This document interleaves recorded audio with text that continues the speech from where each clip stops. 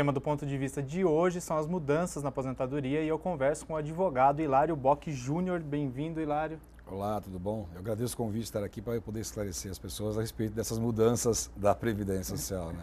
Eu que agradeço. Hilário, na prática, essa nova fórmula de cálculo através de pontuação, o que muda? Olha, na verdade, ela não muda a legislação anterior. Isso a gente tem que deixar bem claro para a população, porque, na verdade, foram criadas regras novas, mas não foram revogadas as regras anteriores. Então, as pessoas podem continuar se aposentando sem idade mínima, homens com 35 anos e mulheres com 30 anos. Mas, nesse caso, tem a aposentadoria por tempo de contribuição com o fator previdenciário. Essa nova fórmula permite que as pessoas se aposentem sem o fator previdenciário, mas para isso elas têm que comungar o tempo de serviço e a idade e atingir uma pontuação, que é 95 pontos para o homem e 85 pontos para a mulher.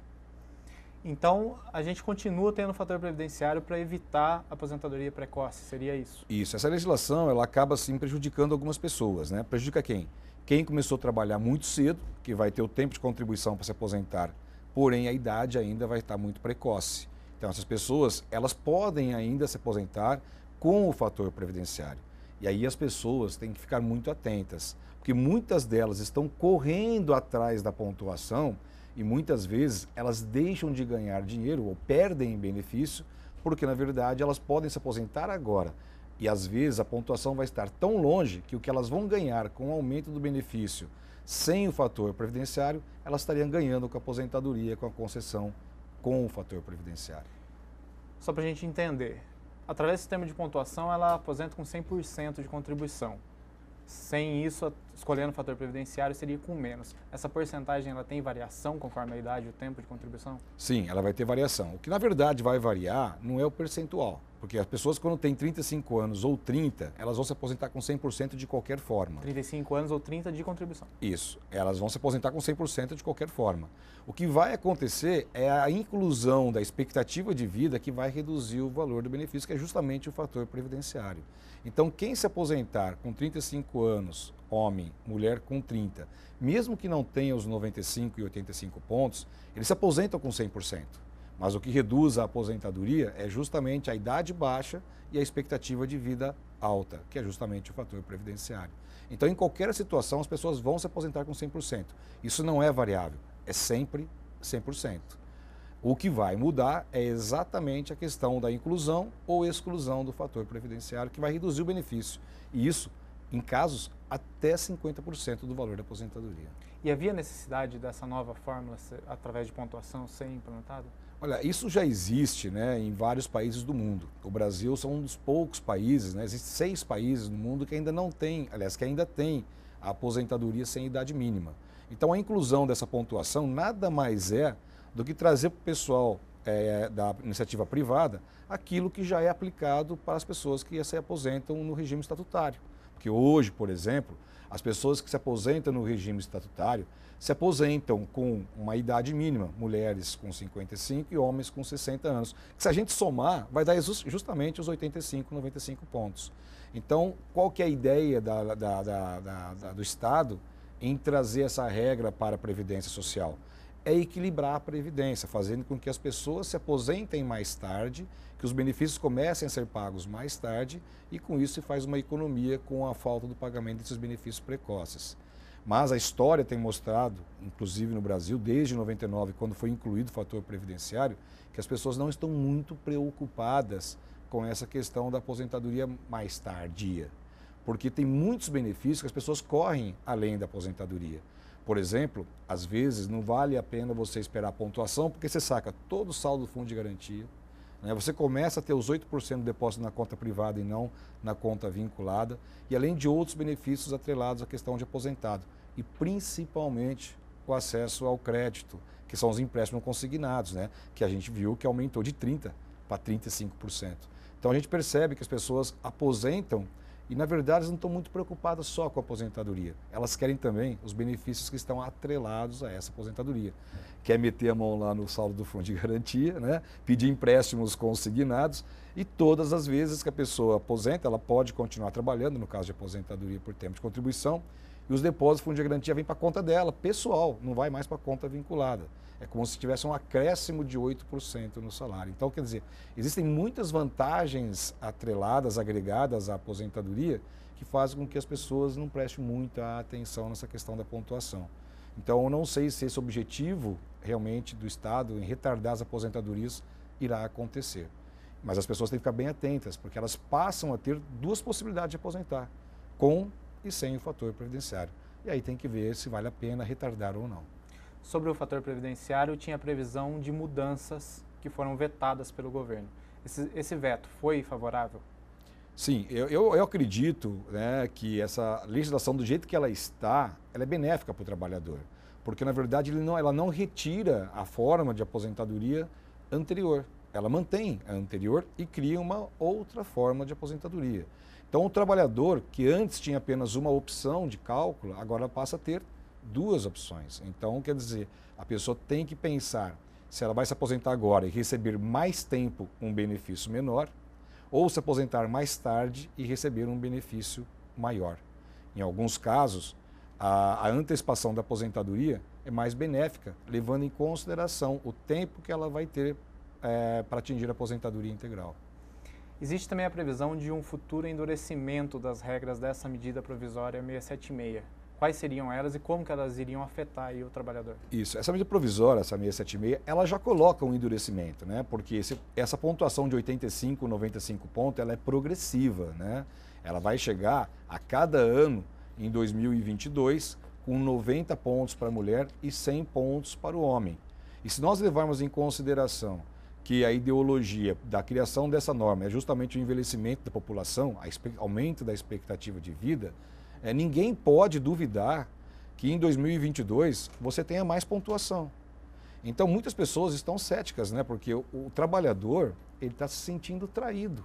Porque muitos se aposentaram agora com o fator previdenciário e de repente vem uma regra que fala, olha, agora você pode se aposentar sem o fator previdenciário. Mas essa regra, em momento algum, beneficia as pessoas que já estão aposentadas. Então quem se aposentou um dia antes dessa regra está se sentindo totalmente traído porque não teve a opção de poder escolher. Eu acredito que nós teremos muitas ações na Justiça buscando essa equiparação ou esse direito de se aposentar desta forma, né? E uma dessas saídas é justamente a questão da desaposentação, que está no Supremo Tribunal Federal, que se for aprovada, nós podemos esperar aí um derrame de ações na Justiça. O que seria isso? A desaposentação é aplicada para todas as pessoas que aposentaram, continuaram ou voltaram ao trabalho. Então as pessoas aposentaram e continuaram trabalhando. A gente sabe que o trabalhador não pode escolher entre contribuir ou não contribuir para a Previdência Social. A contribuição é obrigatória. E essa obrigação tem que voltar para ele de alguma forma. E isso hoje não acontece.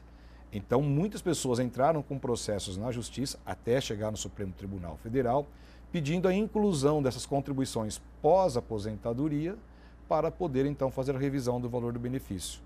E muitas pessoas que continuaram trabalhando depois de aposentadas foram ganhando os pontos.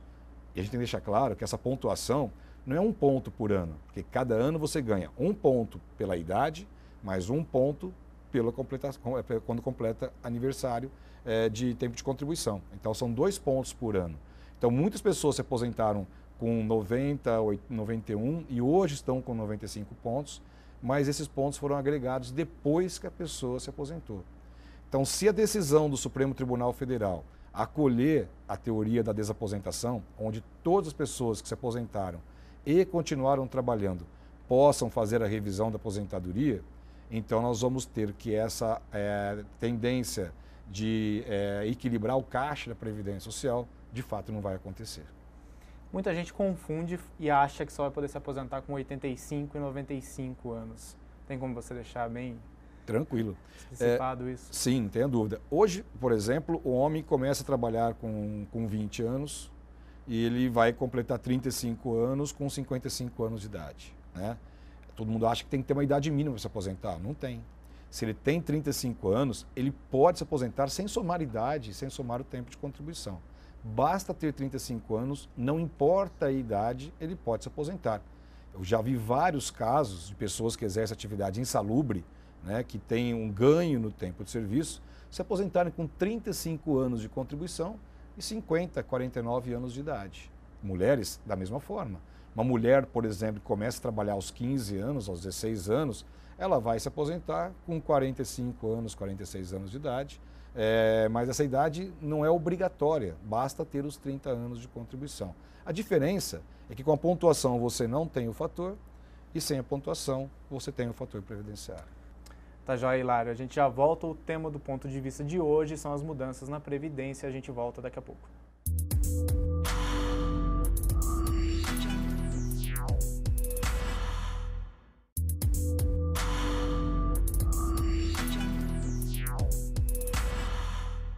Voltamos com o ponto de vista, falando hoje sobre a Previdência e as mudanças que ocorreram com o advogado Hilário Bock Júnior.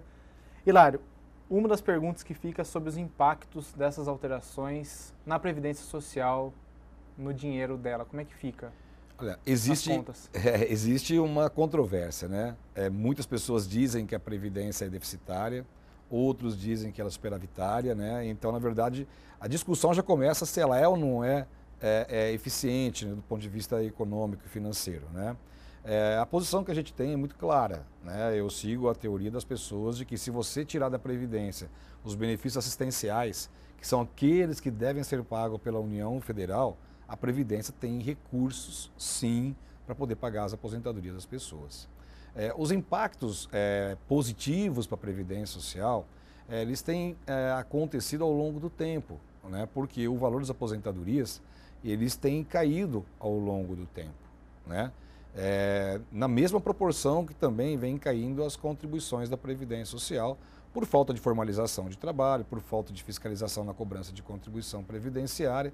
Então a questão do caixa da Previdência ele é muito mais amplo, né? Ele passa por deve passar por uma profissionalização da fiscalização, da arrecadação, né? De um conceito específico, né? A gente não vê, por exemplo, o Estado vindo a público e orientando as pessoas a se formalizar.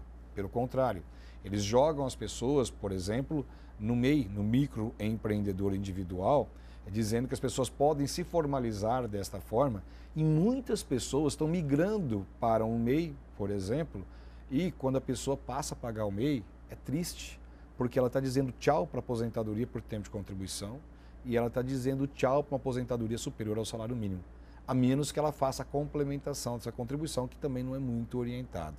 Então, essa medida, ela vem trazer aí mais uma forma de retardar o benefício e incrementar o caixa da Previdência. Juntamente com as reformas também nos benefícios por incapacidade, nas pensões por morte, né, e na aposentadoria por tempo de contribuição especificamente. O grande problema é que a população não é esclarecida de forma efetiva, de forma clara, né? E não estou falando deste governo, estou falando de algo que já vem há uma geração.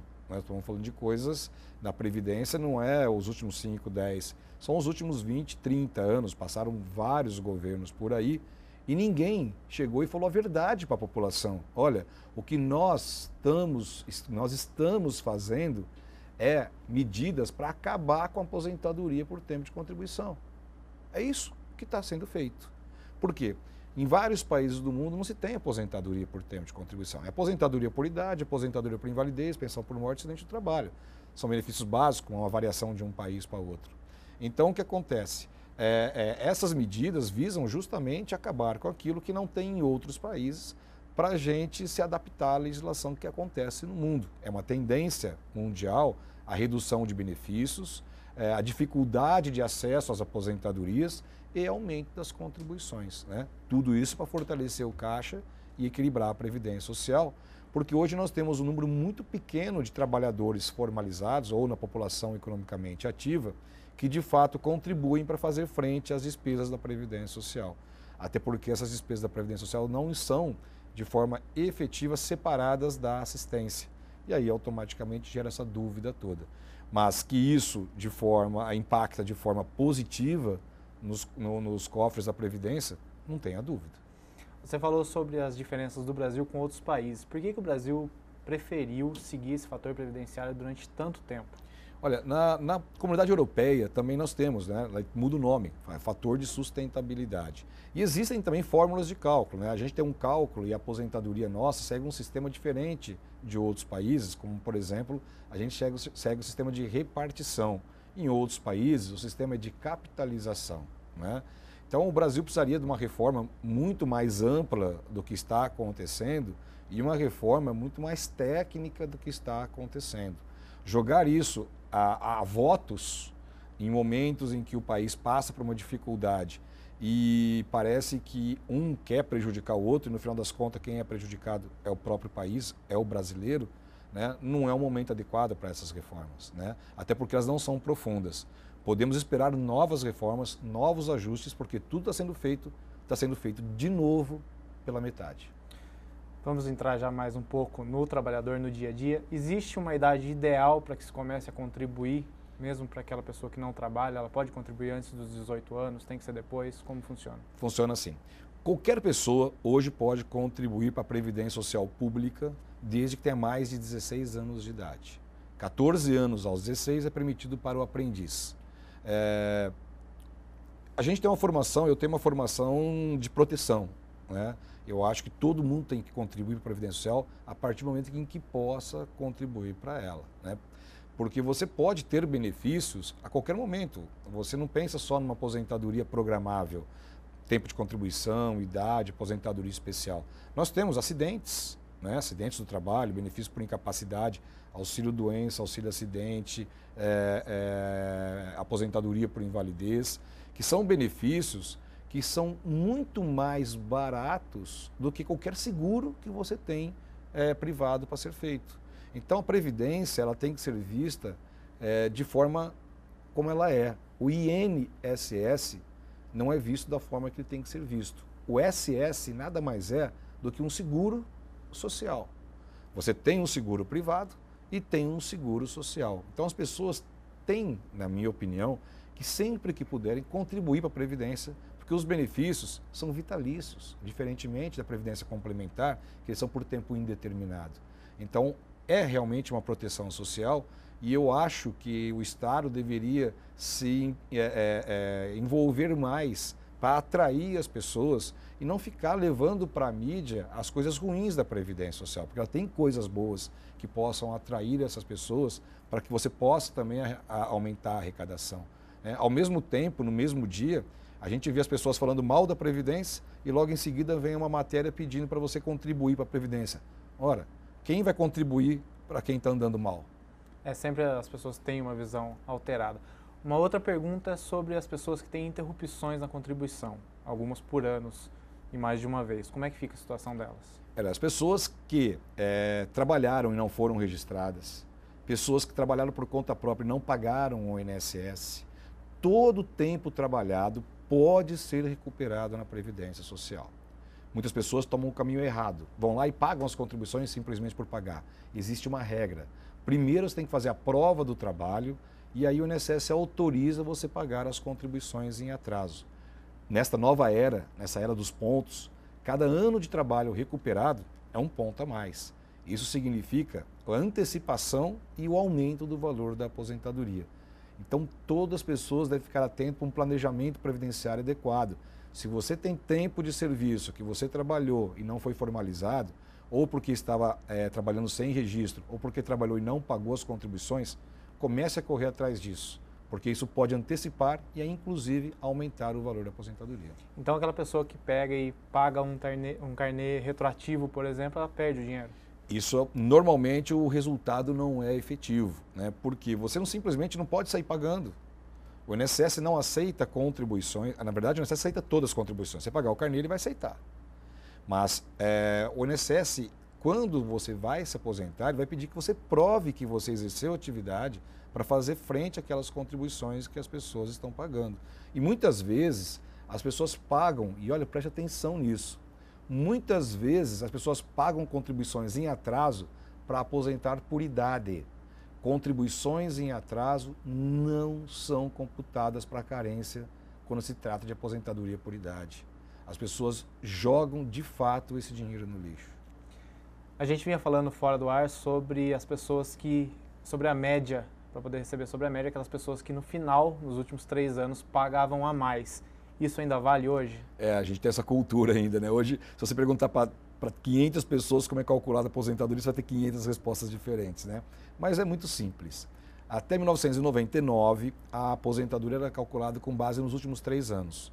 O que as pessoas faziam? Elas pagavam sobre o salário mínimo a vida inteira, nos últimos 3 anos pagava pelo teto e se aposentava pelo teto. Acabou.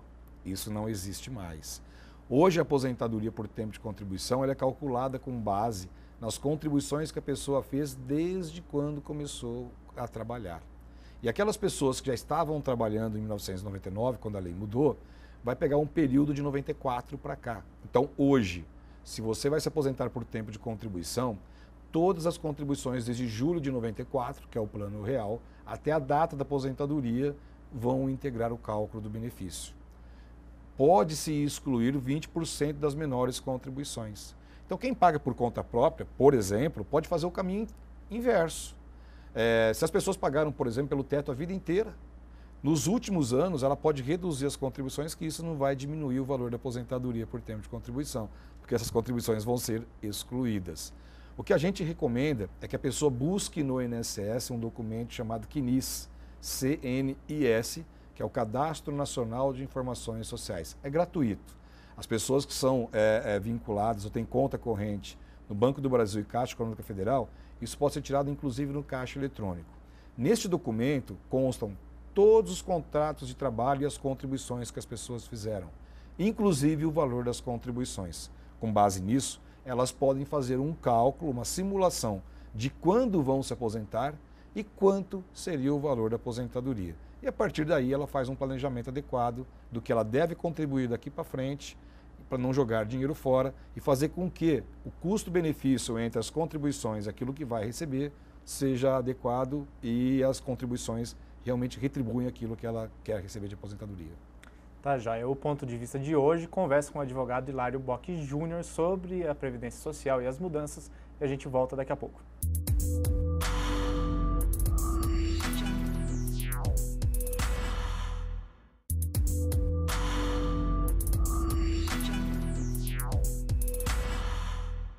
Voltamos com o ponto de vista que hoje conversa com o advogado Hilário Bock Júnior sobre Previdência Social. Hilário, uma dúvida das pessoas grande é como que elas podem fazer para garantir uma boa aposentadoria. Bom, a palavra é planejamento. Não tem outra forma de você ter uma boa aposentadoria. E boa aposentadoria, a boa aposentadoria, não é aposentadoria alta.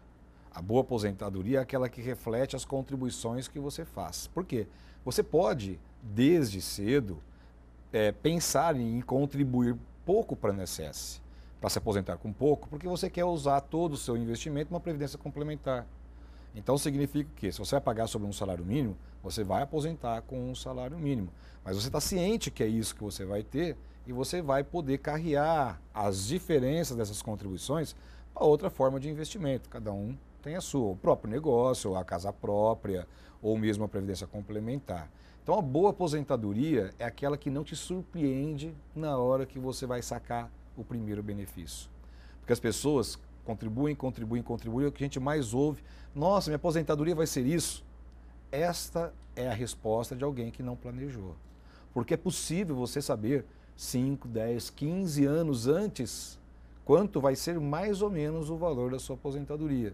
Então as pessoas que estão planejando a aposentadoria e sabem que vão viver com um determinado valor no futuro, elas já vão se planejar para poder viver com este valor. Aquela questão do padrão de vida, né? A aposentadoria, ela não vai manter o padrão de vida de ninguém. A única forma de você manter o padrão de vida no futuro é reduzir o padrão de vida no presente, né? Já foi aquela época em que as pessoas aposentavam e, de fato, iam pescar. A aposentadoria é muito simples, né? Até 1991, a aposentadoria era igual a 10 salários mínimos. 10 salários mínimos hoje é 7.880. E o teto da aposentadoria é 4.600. Onde está essa diferença de 40%? É a queda do poder de compra da aposentadoria. Então, nós não podemos falar que a pessoa vai ter uma aposentadoria boa porque tem perdas e perdas significativas. O fato é você saber que você está contribuindo de forma que vai lhe dar um valor que de fato você vai contribuir. E para isso você passa por alguns caminhos. O primeiro caminho, como nós falamos no bloco passado, é pegar o CNIS. Pegou o CNIS, você vai ver as falhas que você tem, os períodos que você não contribuiu e vai tentar correr atrás. Pegou esse CNIS, faça um cálculo para saber quanto tempo de serviço você tem. Existe um aplicativo que é gratuito, que é www.tempodeserviço.com.br. Lá você registra todos os dados que tem no CNIS e sai o resultado de quanto tempo de serviço você tem e quando você vai se aposentar. É gratuito. A partir do momento que você sabe quando vai se aposentar, aí então você vai pensar o quanto que eu devo pagar nesse período que falta para eu aposentar. Se você tiver essas duas respostas, quando eu vou me aposentar e com quanto eu vou me aposentar, você vai poder responder a terceira, como eu vou contribuir. E aí a aposentadoria sai boa, baixa ou alta, mas refletindo exatamente aquilo que você quer.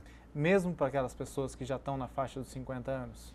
Nós não temos como voltar ao passado, né? Porque as contribuições do passado, né, desde 94, vão entrar no cálculo da aposentadoria. Não tem como você recuperar essa situação.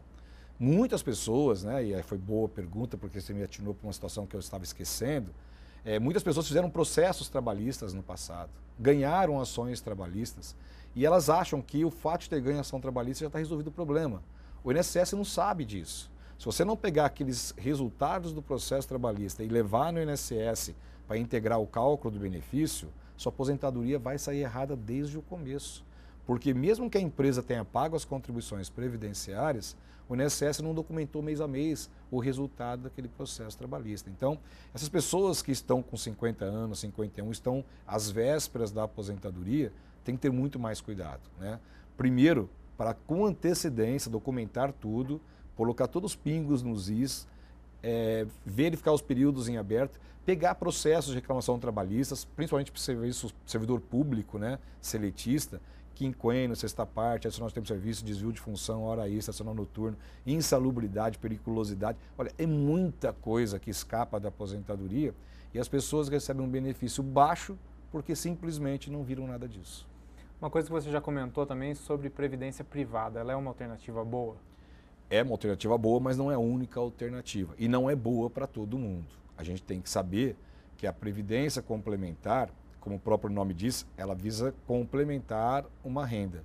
Mas a renda que você vai ter de aposentadoria do INSS é próxima do salário que você recebe, então não tem o que complementar. Eu vejo muitas pessoas pagando 30, 40, 50, 60 reais de previdência complementar, vai beber cerveja. Porque isso não vai garantir o futuro de ninguém.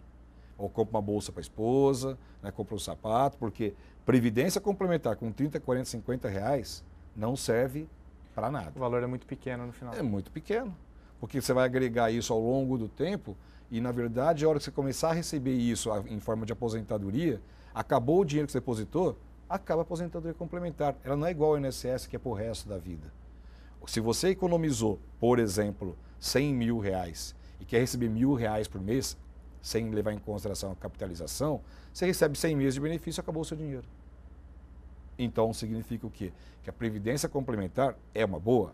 É, mas tem que ver se ela cabe no bolso e se ela é adequada para a pessoa que realmente vai investir nisso. Porque senão vale a pena fazer uma poupança. Isso que eu ia perguntar, se existem outras alternativas. Sim, você pode aplicar em poupança, depende. A previdência complementar, como qualquer trabalho, tem que ser remunerada às pessoas que vão trabalhar com isso. Então nós temos taxas que tem que ser pagas, taxa de administração, taxa de carregamento. E essas taxas, cada R$10 que você coloca lá, você não fica com os 10 aplicados. Você tem que pagar taxas, né? E de repente essas taxas comem todo o seu rendimento que você tem do dinheiro que você está aplicando. Então é muito mais fácil você colocar isso numa poupança, por exemplo. Óbvio que isso tem que passar por uma avaliação, né? Porque senão o pessoal da Previdência Complementar aí vai falar, ô Hilário, pô, propaganda contrária. Não, não é propaganda contrária. O pessoal da Previdência Complementar está justamente ali para explicar, olha, você tem ou você não tem a necessidade de fazer uma Previdência Complementar. Hilário, a gente já está terminando, se tiver alguma coisa que você acha que faltou, que a gente pulou aí, quiser falar? Não, acho que você foi bem completo, as perguntas foram bem pontuais, a gente realmente abordou aí de forma bastante clara o tema, né? O que eu gosto de dizer sempre para as pessoas, né, é dizer o seguinte: todo mundo acha que o INSS vai vir e colocar na sua mão lá a sua aposentadoria. Não só o INSS, qualquer instituto de previdência. Eu gosto de dizer para vocês, gente, vocês estão sozinhos nessa história. Se você não for atrás e buscar os seus direitos, se você não for atrás e documentar a sua vida, se você não for atrás e fazer com que tudo seja preenchido, sua aposentadoria não vai vir de mão beijada. Todo o seu trabalho, o suor do dia a dia vai ser jogado por água abaixo, uma aposentadoria que não representa todo aquele trabalho que você fez durante a vida toda. Hilário, muito obrigado pela presença. Eu que agradeço, estamos aqui sempre à disposição. Obrigado. Esse foi o Ponto de Vista, que falou hoje com o advogado Hilário Bock Júnior sobre Previdência Social, e a gente volta num próximo programa.